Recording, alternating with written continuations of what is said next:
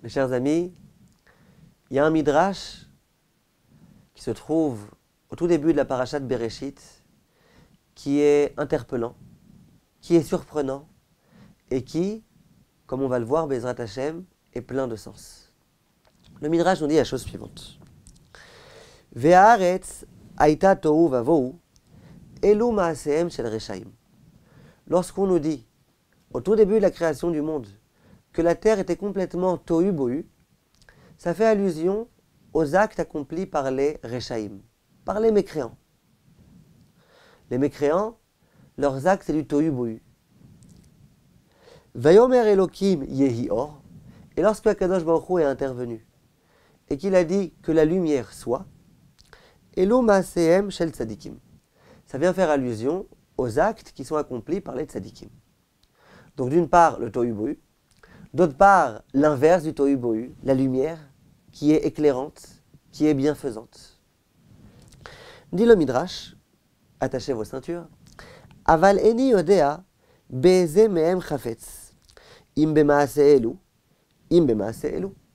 Je ne sais pas exactement qu'est-ce qu'Akadosh Baruch Hu aime et apprécie particulièrement.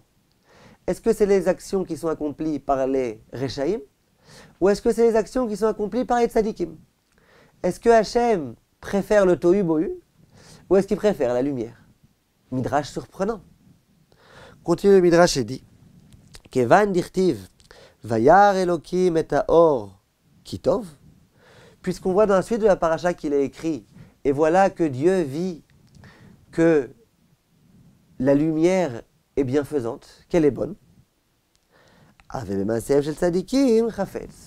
là, on voit que Kadosh Baruch Hu, ce qu'il préfère, ce qu'il apprécie particulièrement, c'est les actes qui sont accomplis par les tzadikim. Ce midrash est surprenant. On a besoin d'un pasouk pour nous dire que ce que Kadosh Baruch Hu préfère, c'est les actes des tzadikim et non pas les actes des reshaïm. Et comment ça pouvait même nous venir à l'esprit que peut-être qu'Hachem préfère les actes des reshaïm? Et plus que ça, avant de savoir qu'est-ce qu'Akadosh Baruch Hu préfère, pourquoi Hachem aimerait les actes des reshaïm? Les reshaïm, ils se comportent n'importe comment. Ils passent leur temps à désobéir à Akadosh Baruch Hu. Et on aurait encore peut-être une pensée qu'Hachem aime ces actes, qu'il apprécie ces actes. Que se passe-t-il ici?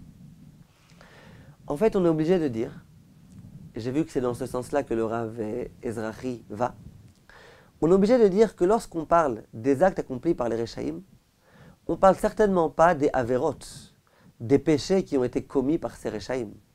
S'il s'agissait de péchés, il n'y aurait aucune question possible.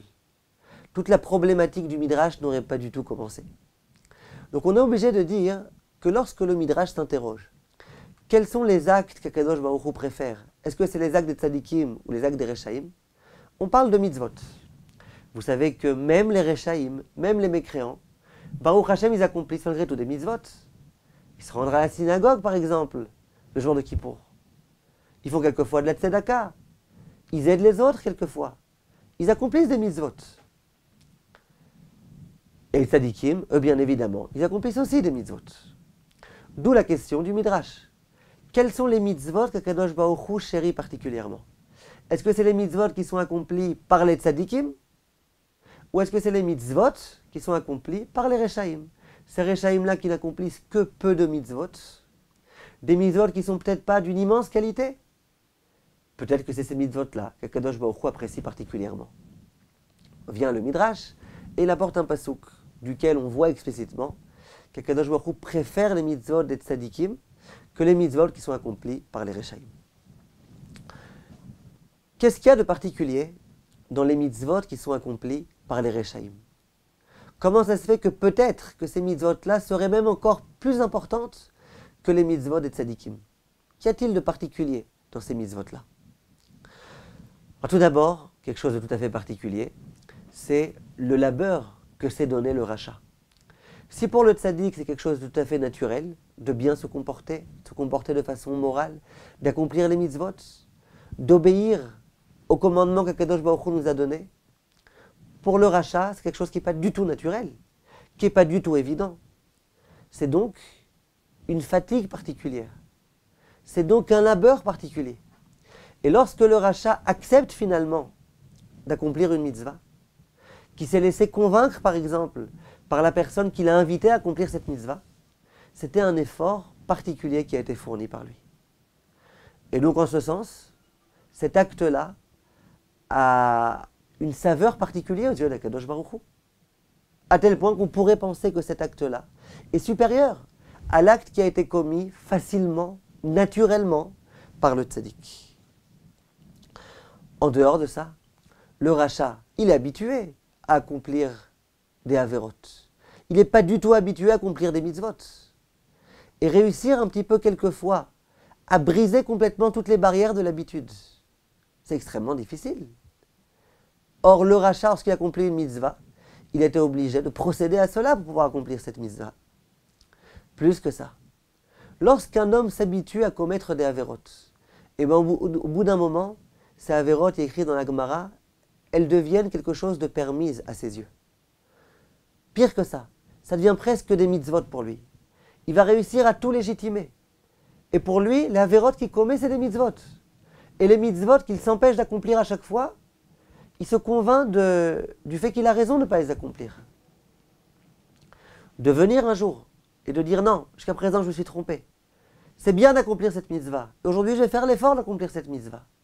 C'est quelque chose de tout à fait particulier. Et malgré tout ce que je viens de vous expliquer, la conclusion du Midrash va être que Hachem va voir que la lumière est meilleure que le tohu bohu. Ça veut dire que la conclusion, c'est que finalement, malgré tout, lorsque le tzaddik vient et qu'il accomplit une mitzvah, cette mitzvah est plus chère aux yeux d'Akadosh Baruch Hu que le rachat qui a accompli cette mitzvah. Bien que cette mitzvah-là lui a coûté beaucoup plus d'efforts. Comment comprendre une telle chose? En fait, il faut savoir qu'il y a une Gemara dans Eruvin qui interprète le verset dans lequel il est écrit Kefelach harimon rakater. Et on explique, rakater, c'est un quartier de Rimon, de la grenade. Mais rakater, on peut aussi le lire rekater. Rek, ça veut dire quelque chose qui est vide. Et la Gemara, de façon tellement belle, dit Afilu rekanim shebe Israël. Même les gens les plus vides du peuple juif, meleim mitzvot karimon. Ils sont pleins de mitzvot comme la grenade. Dans la grenade, il y a beaucoup de pépins, il y a beaucoup de grains.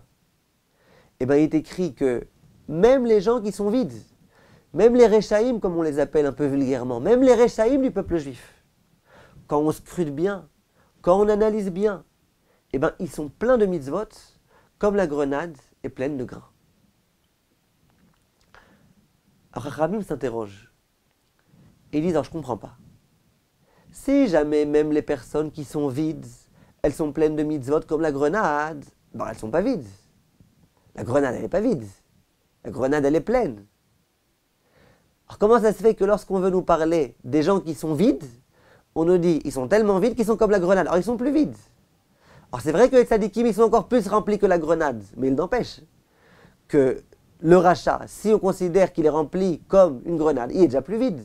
Alors comment on peut dire même les gens qui sont vides, ils sont pleins de mitzvot comme la grenade?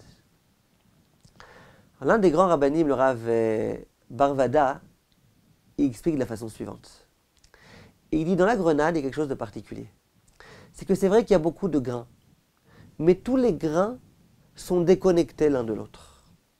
Chaque grain, c'est une entité à part. Ce qu'on appelle dans la halakha une biria ou une bria. C'est une entité à part. Il n'y a rien qui les relie. Plus que ça, ils sont déconnectés à chaque fois, vous voyez un petit peu de peau entre les grains, l'un et l'autre. D'autres fruits, vous prenez par exemple une figue, et vous voyez, il y a plein de petits grains, mais tous les grains sont fondus l'un avec l'autre, confondus. Tout ça, ça fait une espèce de purée. La grenade, pas du tout. La grenade, chaque grain a son importance à part. Chaque grain est déconnecté l'un de l'autre. Vient le Rav et dit, c'est vrai que les Réchaïm, ils ont plein de mitzvot. Ici un peu de tzedaka, ici une tfila qu'ils ont prié, ici une bonne action qu'ils ont accomplie à l'égard de l'un, à l'égard de l'autre. Ils en ont plein. Quel est le problème? Qu'est-ce qu'on leur reproche, entre guillemets? c'est que leurs actes sont déconnectés l'un de l'autre. Il y a une petite mitzvah par ici, une petite mitzvah par là. Un petit chesed par ici, un petit chesed par là. Mais il n'y a rien qui relie ces mitzvot l'une à l'autre. C'est pour ça que, bien sûr qu'ils sont pleins de mitzvot. Mais ces mitzvot-là, elles ne font pas de ces personnes-là des personnes pleines. Elles font de ces personnes-là des personnes qui ont accompli beaucoup de mitzvot, mais qui n'ont pas été transformées par ces mitzvot. Ça veut dire quoi? Vous savez que la vocation de chaque juif, c'est de se rapprocher d'Akadosh Baruch Hu, de réussir à tisser un lien extrêmement fort, indéfectible, avec Akadosh Baruch Hu. Comment on se rapproche d'Hachem? Ça a l'air d'être bien philosophique, se rapprocher d'Hachem. Moi, je suis proche d'Hachem. Ça veut dire quoi? Comment l'homme peut se rapprocher d'Hachem? Dis Rachamim, c'est pas compliqué. Par le biais des mitzvot. J'accomplis une mitzvah, j'accomplis une autre mitzvah. Chaque mitzvah, elle me rapproche encore d'Akadosh Baruch Hu. C'est un petit peu comme une corde. On prend des petits fils et on les mêle l'un à l'autre, jusqu'à ce que finalement on obtienne une corde très forte, très tenace. Et bien là, c'est un petit peu la même chose. On accomplit une petite mitzvah par ici, en espérant se rapprocher à Hachem. Encore une mitzvah, encore une mitzvah, encore une mitzvah. Et on les accomplit toutes dans ce même objectif. Il y a une ligne conductrice qui veut nous mêler vers Akadosh Baruch Hu. Et chaque mitzvah, elle vient et elle se rattache en quelque sorte à cette ligne directrice. Chaque mitzvah, elle m'aide et elle me permet d'y accéder davantage. Ça, c'est le tzaddik qui accomplit une mitzvah. La tzedaka du matin, elle est connectée à la tfila de l'après-midi. La émouna que je vais avoir le soir, elle a un rapport avec le sourire que je vais faire à mon ami l'après-midi. Pourquoi? Parce que toutes les mitzvot que j'accomplis, je les accomplis dans ce même état d'esprit. Toutes les mitzvot, elles ont un lien l'une avec l'autre. Bien qu'après vous allez me dire quel rapport. L'un c'est de la tzedaka, c'est de l'altruisme. L'autre c'est une mitzvah qui concerne ma relation avec Hachem. Quel rapport? C'est des mitzvot qui n'ont aucun rapport l'une avec l'autre, s'il y a un rapport. Le rapport, c'est que la raison pour laquelle j'accomplis toutes ces mitzvot-là, c'est, bien évidemment parce que Dieu m'en a donné l'ordre, mais le but, le rôle de ces mitzvot, c'est de me permettre de nous rapprocher au maximum d'Akadosh Baruch Hu. Ça, c'est les mitzvot du tzaddik. Le rachat, lui, non. Lui, tel jour, ça le chante d'accomplir telle mitzvah, il l'accomplit. Telle mitzvah-là, elle le concerne, elle s'adresse à lui, elle lui parle, alors il va l'accomplir. Mais il l'accomplit pas parce qu'il sait que grâce à ça, il va se rapprocher d'Hachem. Il l'accomplit parce que c'est joli. Tzedaka, c'est de l'altruisme, c'est une idée qu'on peut entendre. Philosophiquement parlant, ça a l'air d'être intéressant. Allez, je donne mon tampon et j'accomplis. Mais cette mitzvah-là est complètement déconnectée de la mitzvah que tu as accomplie hier, que tu accompliras demain. Le kol nidre que tu vas dire au Beth Knesset, en étant venu en voiture, il n'a aucun rapport avec la tzedaka que tu as donnée il y a un an. Pourquoi? Parce que tu n'as pas essayé de rentrer toutes ces mitzvot-là dans une structure générale. Or, le rôle du juif, c'est d'essayer d'avoir une structure qui permet de se rapprocher d'Hachem, et pour pouvoir alimenter cette structure, accomplir des mitzvot. Voilà pourquoi on peut expliquer que les mitzvot qui sont accomplis par le tzaddik, bien que c'était plus naturel, bien que la guerre a mené pour pouvoir mener jusqu'au bout l'accomplissement de cette mitzvah-là était beaucoup moins importante, mais malgré tout, le sens de la mitzvah était présent. Si le sens de la mitzvah c'est de me rapprocher d'Hachem, eh bien la mitzvah était accomplie. Le rachat, bien évidemment, cette mitzvah elle est importante, mais moins importante, parce qu'elle n'a pas été accomplie dans ce but-là. Et donc c'est un acte un petit peu, je ne vais pas dire stérile, en tous les cas c'est un acte qui est déconnecté de l'être. Comment ça se fait que le rachat, il n'est pas grandi par les mitzvot qu'il accomplit? Parce qu'il ne les a pas accomplis dans ce but-là. Parce que ces mitzvot-là, elles ne s'inscrivent pas dans une dynamique qui va forger cet homme, qui va le corriger, qui va le grandir. Et c'est un petit peu ça, le défaut qu'il y a dans l'acte qui a été accompli par le rachat. Et donc cet acte-là de mitzvah, il lui manque la dimension principale de la mitzvah. Alors c'est sûr qu'il a fallu se battre pour l'accomplir, c'est sûr que ça n'a pas été évident du tout, c'est sûr qu'on doit lui tirer notre chapeau à ce rachat qui a bien voulu accepter d'accomplir cette mitzvah. Mais malgré tout, cette mitzvah-là, elle n'a pas la valeur qu'a la mitzvah du tzaddik. En dehors de ça, Vous connaissez le principe que Gadol ha-Metzuvé ve'oseh, Mimi she'eno Metzuvé ve'oseh. Celui qui s'est vu ordonné par Akadosh Baruch Hu d'accomplir une mitzvah et qui l'accomplit, il a un mérite plus important que celui qui est dispensé de l'accomplissement d'une mitzvah, mais qui l'accomplit malgré tout.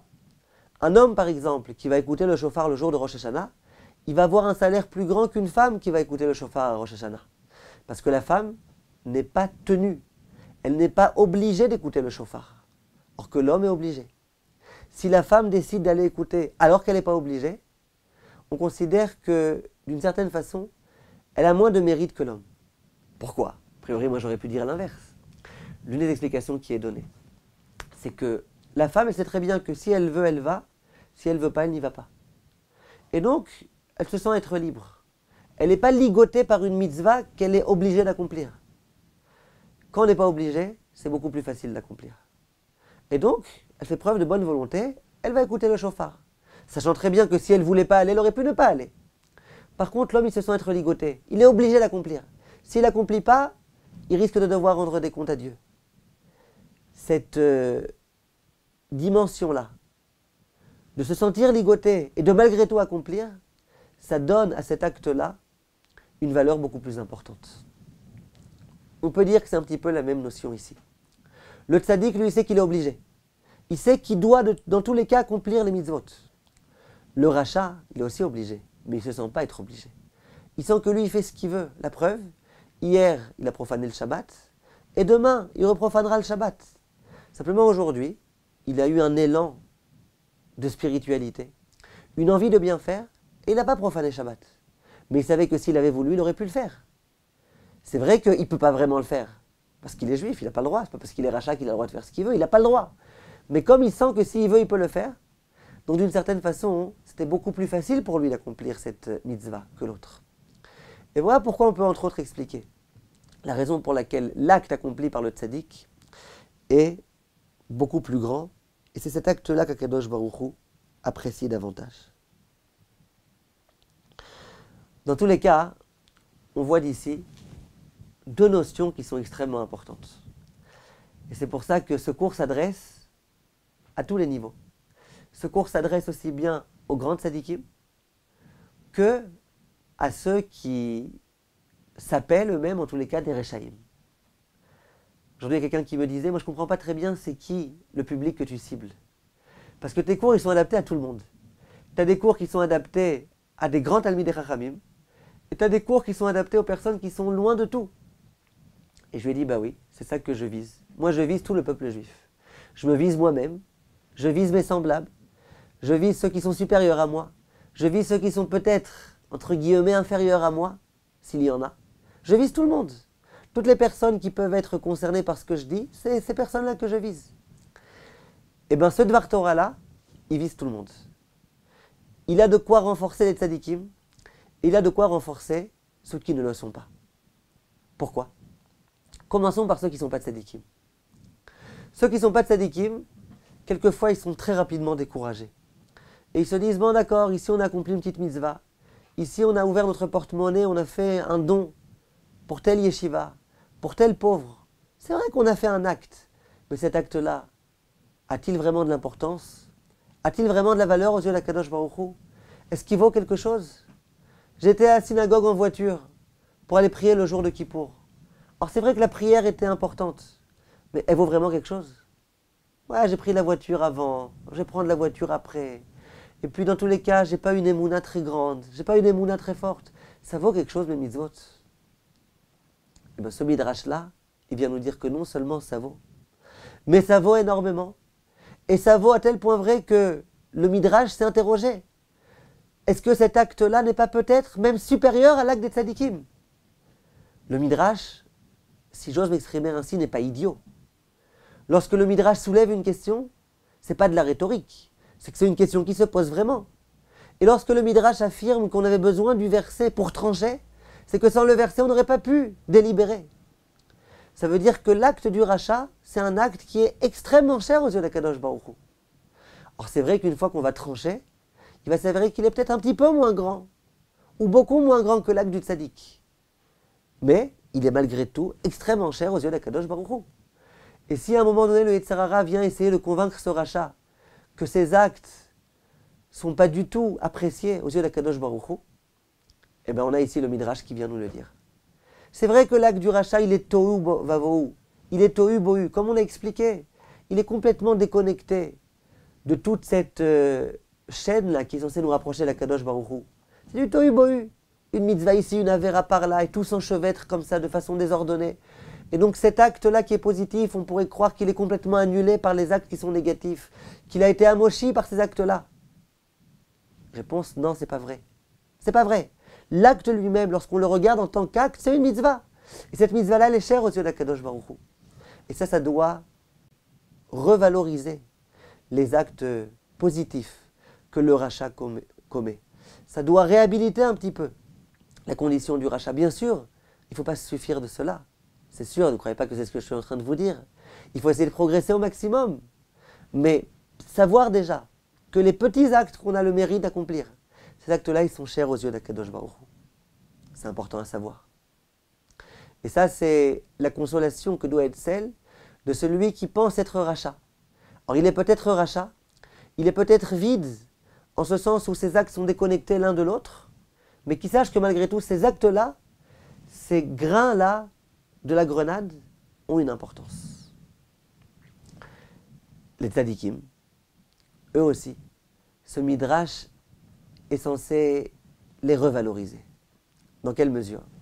Quelquefois, le tzadik, il peut se dire, mais finalement, mes actes, ils sont peut-être pas tellement importants.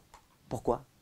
Parce que mes actes, j'ai aucun combat à mener pour pouvoir les accomplir. Je vous donne un exemple.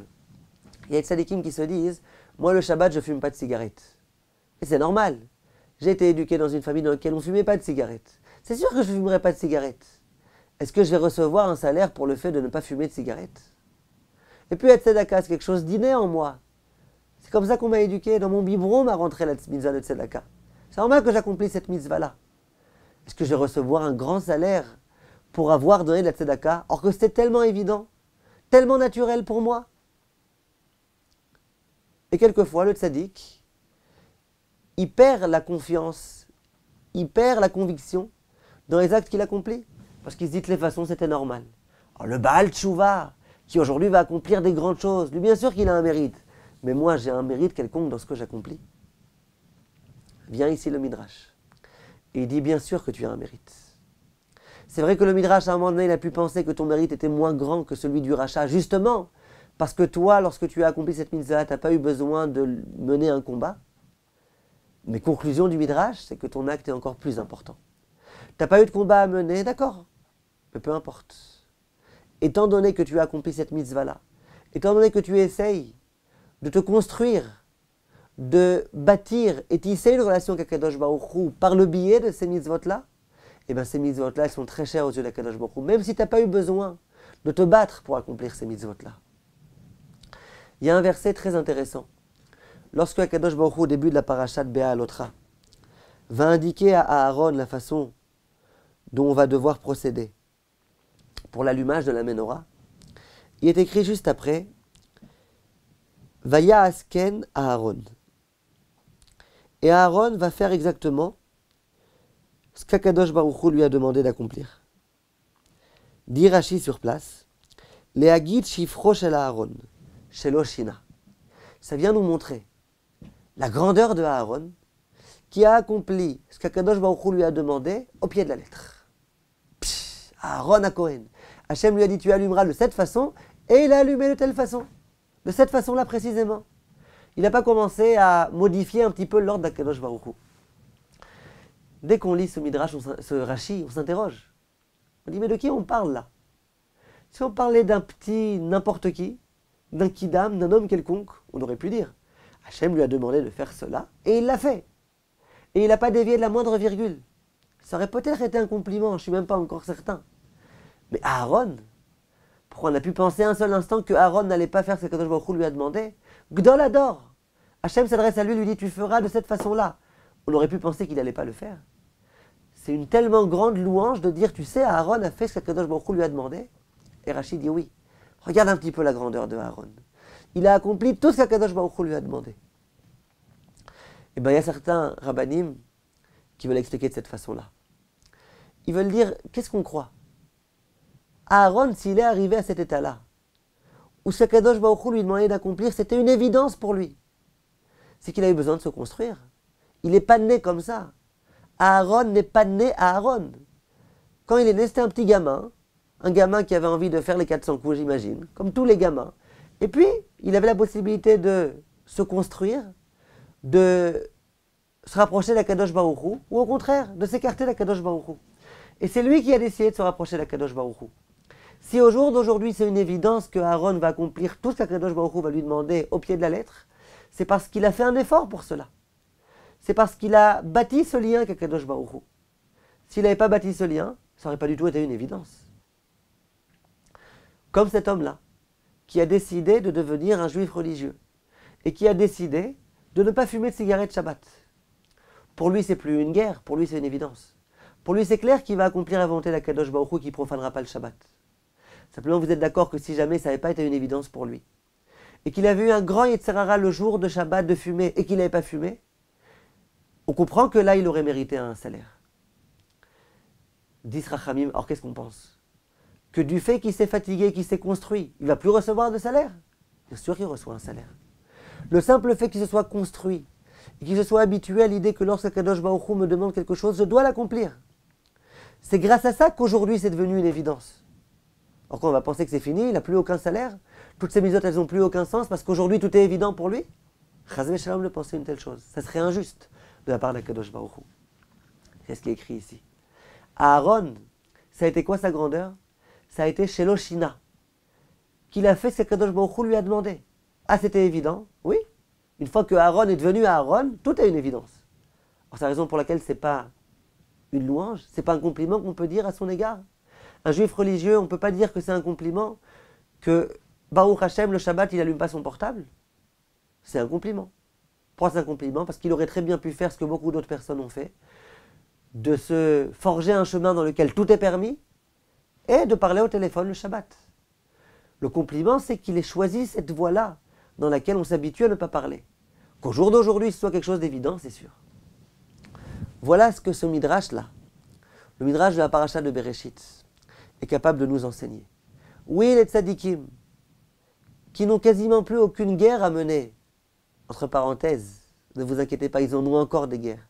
Ils en ont en permanence. C'est des guerres qui concernent d'autres motifs. Ça va plus être est-ce que j'allume mon portable Shabbat ou pas, mais ça va être est-ce que quand j'étudie, je m'interromps ou je ne m'interromps pas? Est-ce que j'étudie tant et tant d'heures ou tant et tant d'heures? Il y en a encore des guerres, vous inquiétez pas. Vous pensez que le Yetzer Hara va abandonner les tzadikim? Mais dans tous les cas, tous les actes qui sont accomplis par les tzadikim, ils ont une importance particulière. Et Akadosh Baruch Hu les chérit particulièrement. Et ça doit redonner confiance aux tzadikim, qui quelquefois se disent, allez, ma Torah, tous les jours j'étudie, c'est un train-train, c'est fini. Non. Cette étude de Torah-là, elle a son importance. Simplement, n'oublions pas que tous les tzadikim n'oublient pas de mêler à cette étude cet état d'esprit-là, qui est j'étudie, j'accomplis pour me rapprocher d'Akadosh Baruch Hu. Si le tzadik oublie la raison pour laquelle il accomplit ses mitzvot, ben d'une certaine façon, ça risque de s'apparenter un petit peu aux actes qui sont accomplis par les Rechaïm, qui ont une grande importance, n'oublions pas, mais qui n'ont pas cette importance-là particulière. Kol tov mes chers amis, et à très bientôt.